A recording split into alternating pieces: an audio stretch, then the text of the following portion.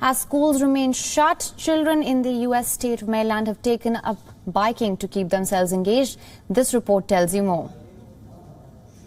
Routine activities take on special significance during COVID, whether it's a long walk in the park or small and very distant casual gatherings.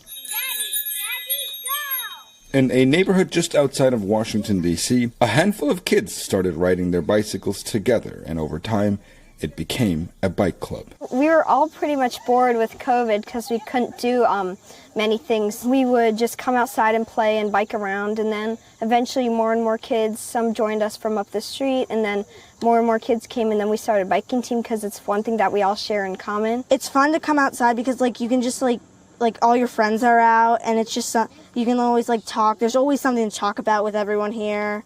And all of us get along. They call themselves Franklin Park Falcons.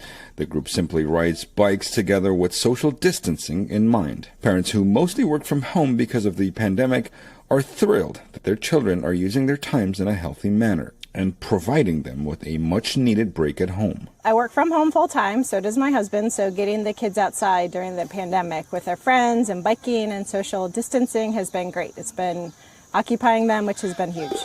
But getting a bike these days is proving difficult.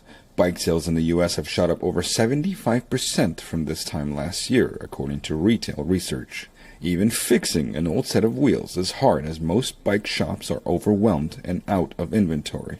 Even finding a second-hand bike can be costly. I went to the Trek store in, I think, Gaithersburg, and I went to go find a bike, but they said they wouldn't have the right bike for me until October, and I was like, that's not great. So we went to another bike store, and we still couldn't find any bikes there.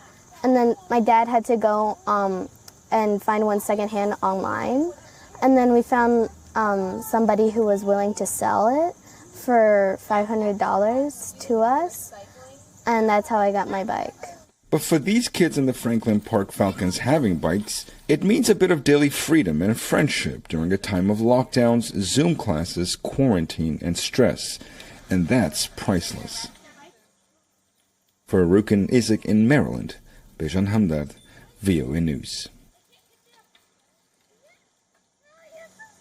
Co-presented by Skoda. Simply clever.